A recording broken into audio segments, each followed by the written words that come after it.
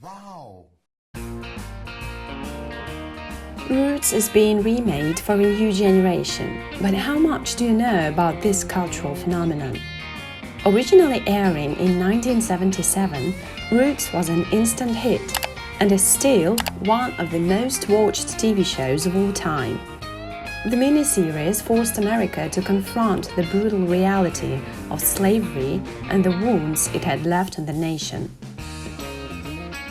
Dave Chappelle did a hilarious Roots parody.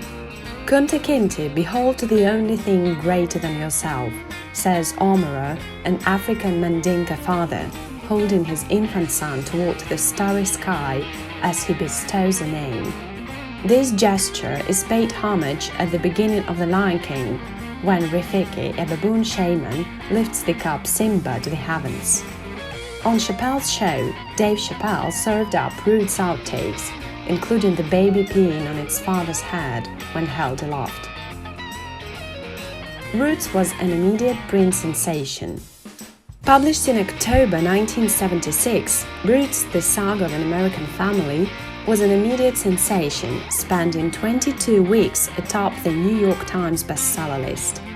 The book was listed as non-fiction, and author Alex Haley earned a Pulitzer Prize Special Award and a National Book Award. Author Alex Haley was labeled a plagiarist. Shortly after publication, Haley was accused of plagiarism and was eventually forced to acknowledge a large part of Roots was lifted from Harold Kurlander's 1967 novel, The African. Kurlander received an out-of-court settlement of around $600,000. Some of the non-fiction was actual fiction. Other scholars made arguments that the Gambian village of Jafurah, which Roots describes as Kunta Kinte's idyllic, isolated, all-black community, was likely a slave trading hub, through which slaves from all over West Africa passed on their way to the New World. When Haley's facts were challenged, the author, who died in 1992, began calling his work faction and symbolic history. The controversies did little damage to book sales and plans for a television adaptation. Fears the miniseries would be an expensive flop shaped the way it was presented. The writers created a slave captain with a conscience, played by Ed Asner, a character who didn't appear in Haley's novel but was intended to make white audiences feel better about their historical role in the slave trade. Asner won an Emmy Award for his performance. The cast was packed with familiar faces. To further reassure audiences, Roots was filled with actors known for playing other iconic TV roles. These included Ralph Waite, The Waltons, Sandy Duncan, The Sandy Duncan Show, Chuck Connors, The Rifleman, Thrill Seekers, and Lorne Greene, Bonanza.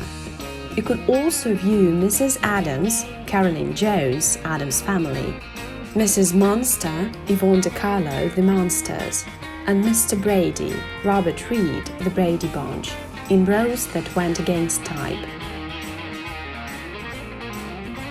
Hip-hop stars have paid tribute to Kunta Kinte. Actor LeVar Burton became an overnight star with his dignified portrayal of Alex Haley's ancestor, Mandinka warrior Kunta Kinte, who is name-checked by Missy Elliott in Work It and also in Kanye West's Never Let Me Down and Kendrick Lamar's King Kunta. Burton later starred in Star Trek: The Next Generation and portrayed Martin Luther King Jr. in the 2001 film Ali. Cicely Tyson was in Roots. Cicely Tyson, a former Ebony magazine model, earned an Emmy nomination for her role as Binta, mother to Kunta Kinte in Roots. Jazz fans will know her as the face of ex-husband Miles Davis's 1967 LP Sorcerer. O.J. Simpson was in Roots. Despite still being in the midst of his illustrious NFL career, American footballer O.J. Simpson had his first breakout role as a West African native called Kadi Toure. Some of the casting was a bit iffy. Actor Garrick Stanford Brown played Tom Harvey, the son of Kizzy, Leslie Uggams, and Chicken George, Van Vereen. In real life, the three actors were all born within 3 years of each other, Stanford Brown and Uggams in 1943, Vereen in 1946.